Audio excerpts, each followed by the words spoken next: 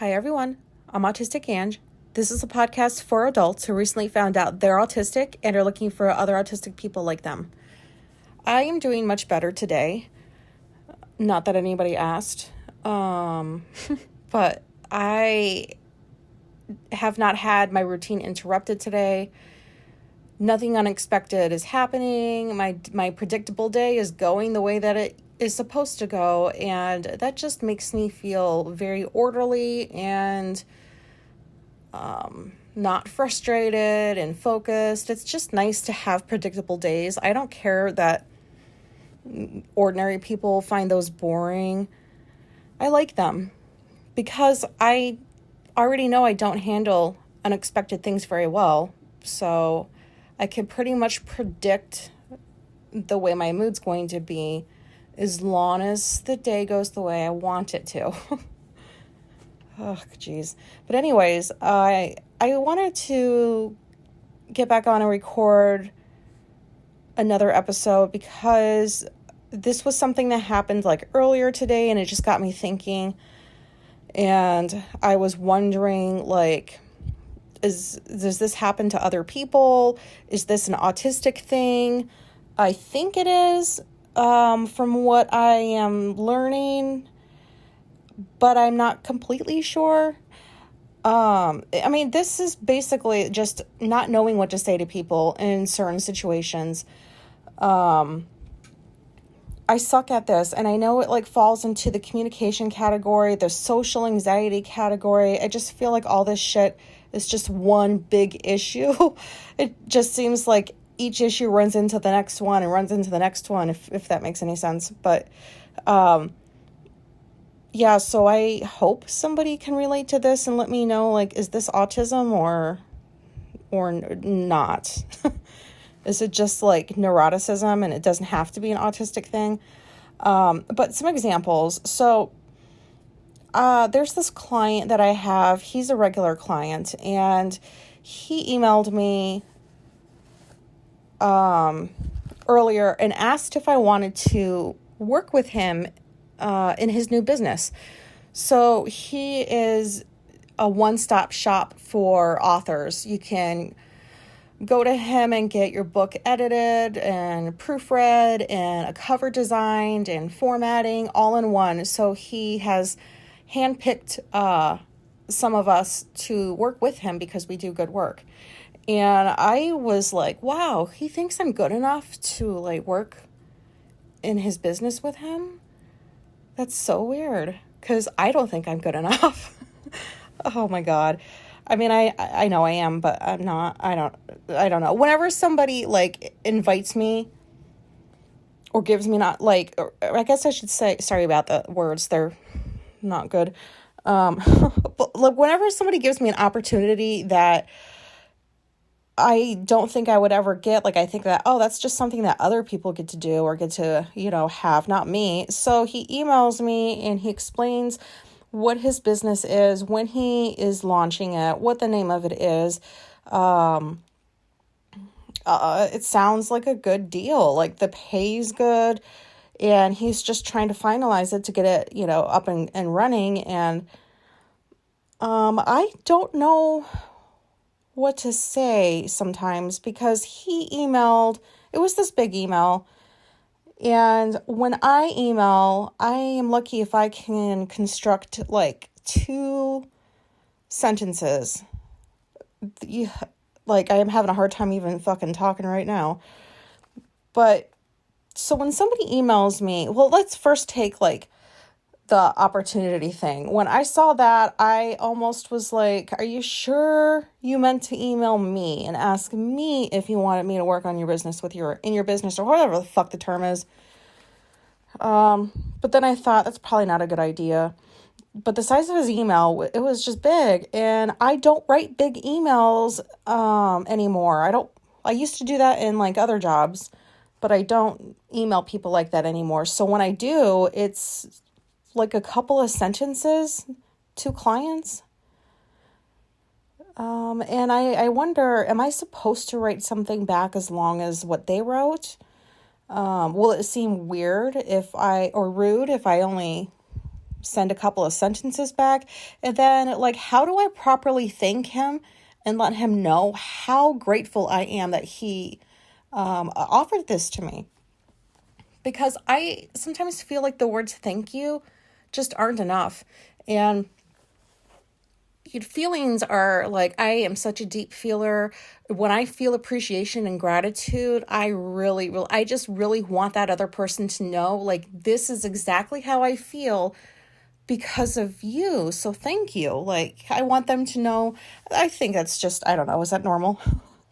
Maybe that just doesn't really matter. I don't know. But anyways, I try to think of what else to say in addition to thank you. And I'm very grateful. Those things are true, but should I be saying other things? Like, I don't really have anything else to say. And this is shit that, like, fucking emails with, like, clients, I am never good at. I have this other client who is the same thing. He does the same thing. He's a one-stop shop for everybody. And I've been working with him for 2 or 3 years now.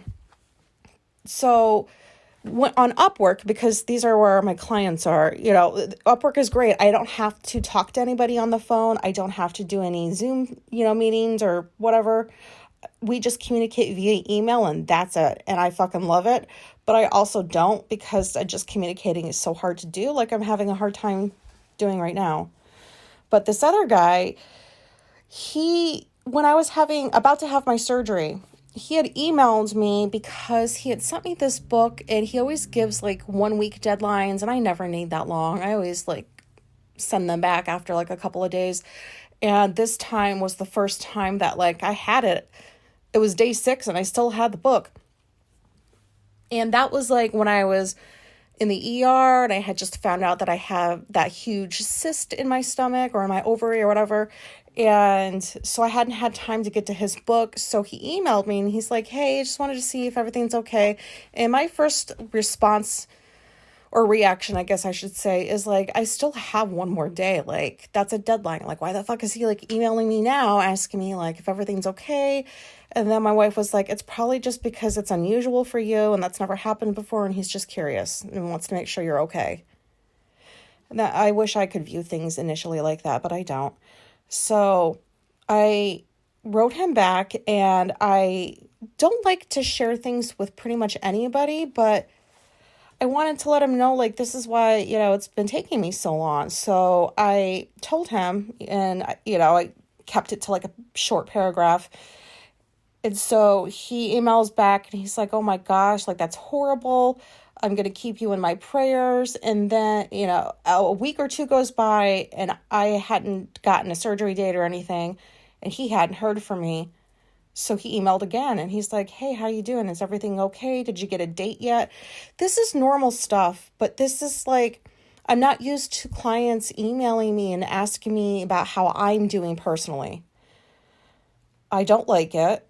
And I think that's rude to say, but I don't mean it to be rude. I just don't like it because I'm forced to respond. Like, it's so fucking weird, autism. Like, I want to be noticed, but I don't. I want people to care, but I also don't. Why can't this just be something normal? So it's like excruciatingly painful to sit down and figure out what the fuck to say back to somebody. Oh no, let me just give another example. Like my wife, she's got depression, and so she'll have her good days and she'll have her bad days, like anybody does. And when she's feeling down or like blah or sad, and she communicates that to me, I often don't know what to say. I don't know what to say. Like, I'm sorry you feel that way. And is there anything I can do? Like, I validate her, but like, I don't really know, like, what am I supposed to offer suggestions? But I'm not an expert in depressions. Like, who am I to offer suggestions? Like, this is all the stuff that goes on in my head, and she's my fucking wife. And I still don't know what to say. And this is a regular occurrence. You would think that being in the same type of situation over and over and over and over, that you would come up with some kind of a script. And I'm still unable to do that. And it's frustrating. And it reminds me of when I used to be a counselor. I have no idea how I knew what to say to people. It was like I've never had social anxiety in my life. Like, nobody knew that. Nobody knew any of the social issues that I had because I was so good at masking. But I was also so good at my job, and I don't understand why I was very, I communicated very well. I was very articulate. I had no issues talking to clients, at all. So why am I having issues with, people that aren't, clients, former addicts, that I used to have for clients? I don't know. Anyways, what the fuck, man? This fucking talking. Sorry about the swearing. But yeah, I can't understand. I can't understand why I was like that with them for years. But now that I think about it, that was only at the job because I sucked, everywhere else in my life with, talking and stuff.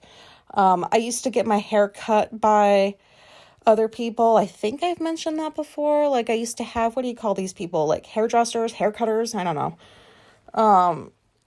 But I used to have, a person I would go to until I met my wife. And then now she cuts my hair and that's it. I don't go to anybody else. And you want to know why? Because those people that cut hair, or I shouldn't say those people, that's rude. People who cut hair that I have had interactions with just don't shut the fuck up. They just talk and talk and talk and talk and talk.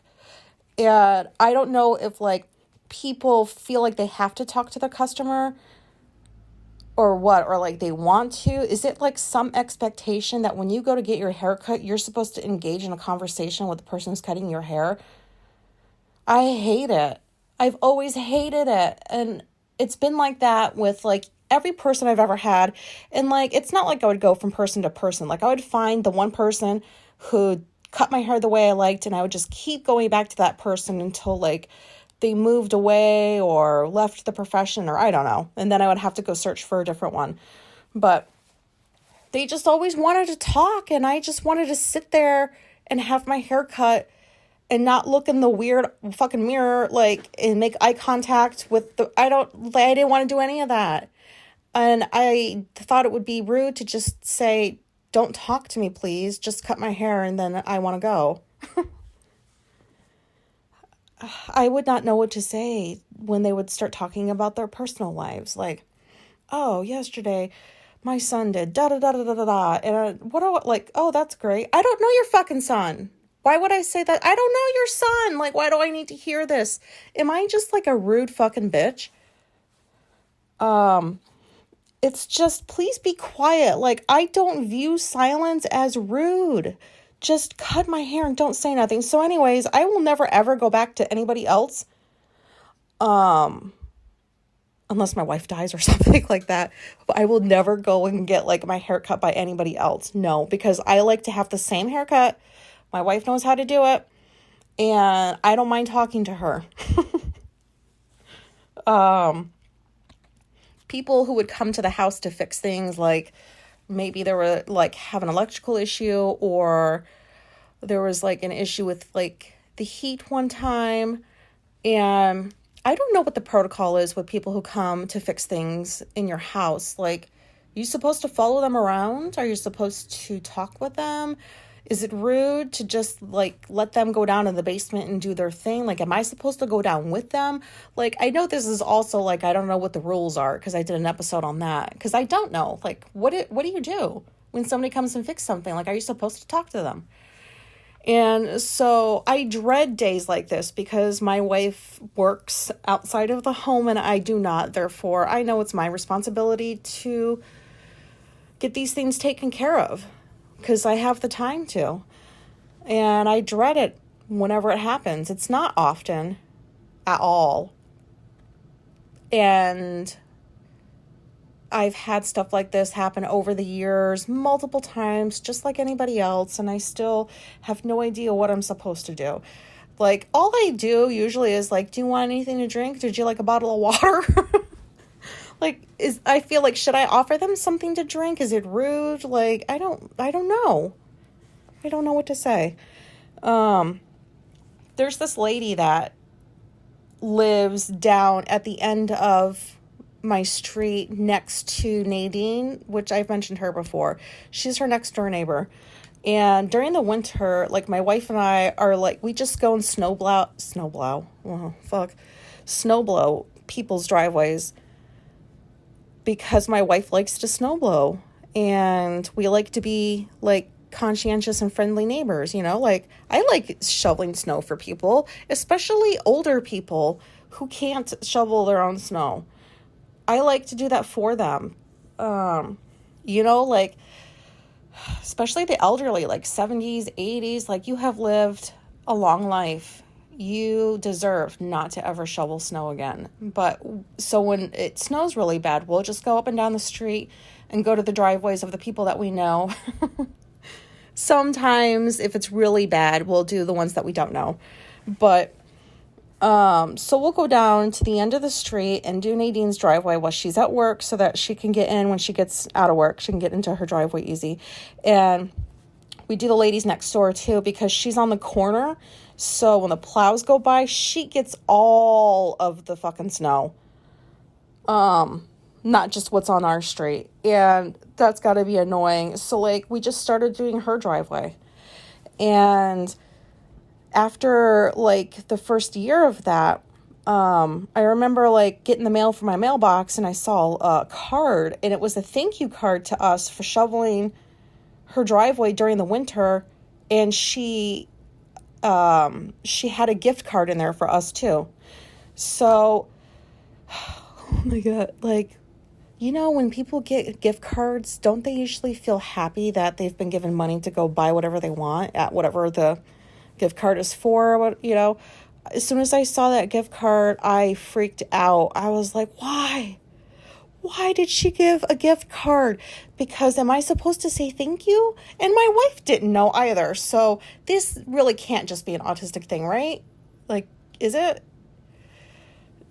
She's like, I don't know what to do. And I'm like, do I say thank you for the thank you card? Like, is that weird? Because it seems weird. But then if I don't say thank you for the gift card, does that mean I'm rude?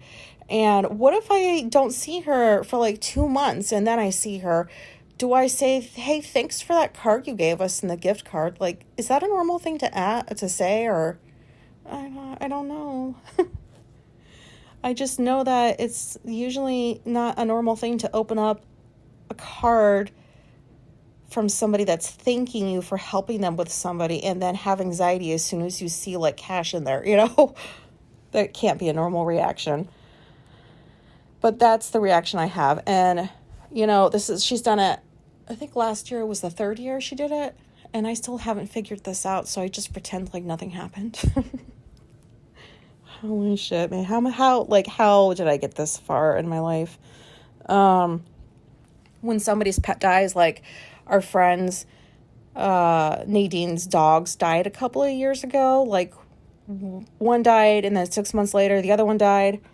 And I never know how much time should go by before I talk about their dead pet with them. I don't mean it to sound as ridiculous as it does, but like, say you're having a conversation, like, and she's got a new pet, and the new pet does something similar to what the old pets did.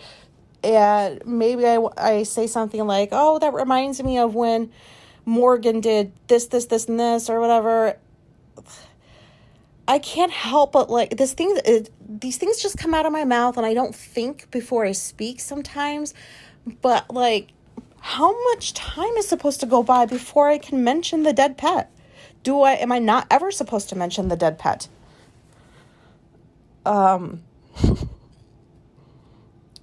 do say, like, I'm sorry your pet died, and I send, like, a little card, and, like, we'll do, like, a donation to, like, the rainbow something for, like, pets, some rainbow bridge, or, I don't know, my wife, like, takes care of that. But that's what we do for people whose pet dies. But I just don't know Like, when they talk about it, like when Nadine talks about her dogs, what do I say? Yeah, too bad she died. I don't know what to say. This is weird stuff to me. Like, why would I worry about, like, when I can mention somebody's dead pet? And one more thing I can think of is, like, with a not knowing what to say topic, am I saying too much or am I not saying enough?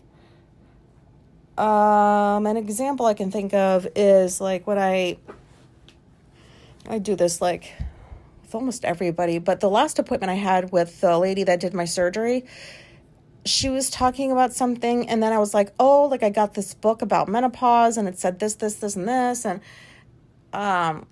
it almost seems like she didn't really care that I had bought a book, and, like, it was just kind of like, is this a necessary conversation to have because I'm a doctor and I have to get back to other patients?